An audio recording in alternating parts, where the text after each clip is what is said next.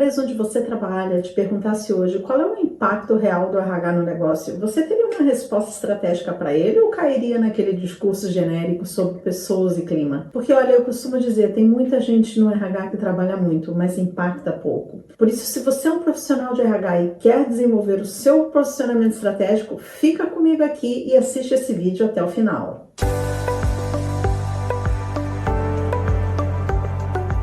Bom, para quem ainda não me conhece, eu sou Denise Cardoso, especialista em desenvolvimento organizacional e cultura e também mentora para profissionais de RH.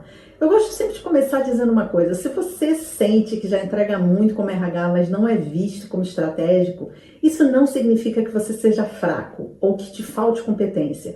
Muitas vezes falta aos profissionais de RH um modelo mental que ajude a entender como é que o negócio enxerga esse profissional e como é que ele precisa se posicionar. Então, uma boa forma da gente começar essa conversa é definirmos o que é ser estratégico. E muitas pessoas acham que ser estratégico é falar bonito, trazer jargões, apresentar dashboards, relatórios muito complicados e complexos. Eu sou mais simples e eu acho que ser estratégico é a gente ser capaz de ler contexto. É a gente conseguir tomar decisões intencionais e não apenas reagirmos àquilo que aparece, né?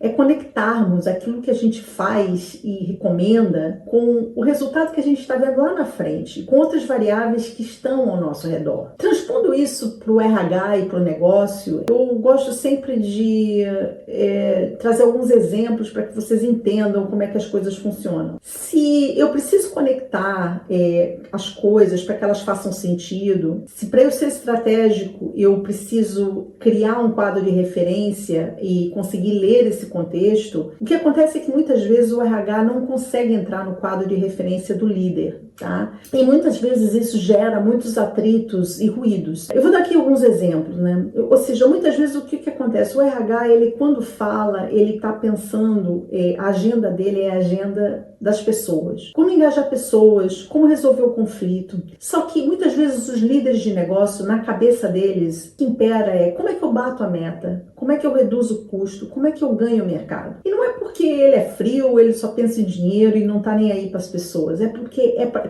em cima disso que ele é cobrado. Então, quando o RH chega falando de pessoas, ele ouve custo. Quando o RH fala de clima, ele ouve produtividade. O RH fala de cultura, ele ouve investimento. Então, o RH estratégico, ele consegue fazer melhor essa tradução. Algumas pessoas me perguntam, mas quais são os sinais clássicos dos comportamentos que mostram quando o RH ainda não está pensando de uma forma estratégica, né? E eu costumo dar algumas pistas. Primeiro é quando nós, como RH, focamos muito na tarefa e pouco no impacto. Precisamos criar uma pesquisa de clima, mas não preocupamos em tentar entender por que aquela pesquisa de clima é importante. Ficarmos presos ao processo, ou seja, a política diz que tem que ser assim, quando o processo precisa servir a estratégia e não o contrário. Quando somos, como RH, muito fiscais na organização, sabe quando a gente está sempre dizendo não pode, ficamos muito na defensiva, ou seja, com medo de nos posicionarmos, de dizer o que precisa ser dito com técnica. Ou seja, esses são alguns sinais de que o RH ainda está lendo o quadro de referência do negócio muito centrado no seu próprio quadro de referência e não num pensamento estratégico. Então, como é que a gente vira essa chave, né? Como é que a gente vira esse jogo? Algumas ideias e sugestões para quem quer começar a se desenvolver e a desenvolver o seu pensamento estratégico é começar a observar como é que você responde às solicitações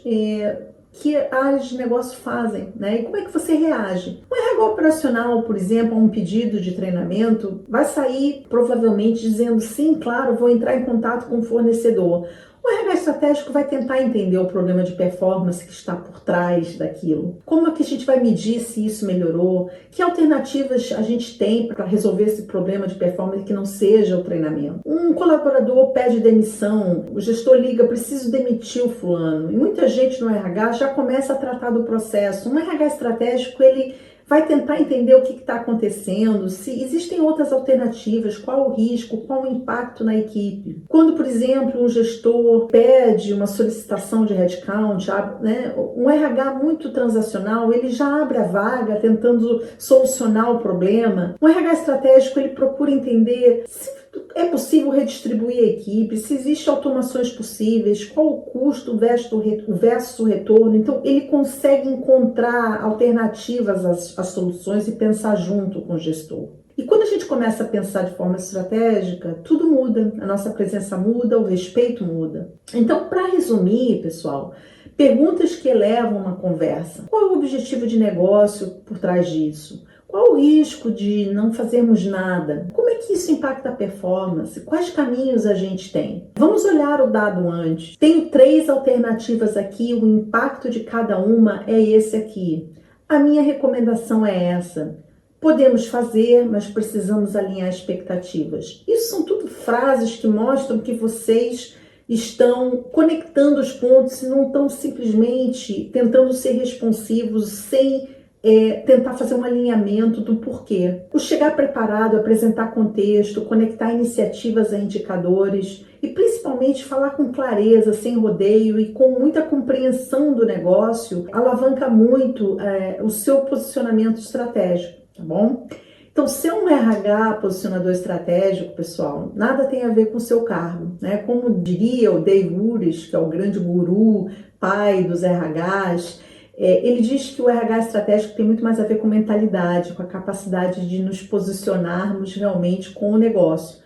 Então, se você quer desenvolver essa mentalidade de verdade, acompanhe os meus próximos vídeos e se inscreve no canal, tá? O mercado já tem gente demais executando tarefas, por isso o que está faltando é gente que pensa. Vem comigo, te espero no próximo vídeo.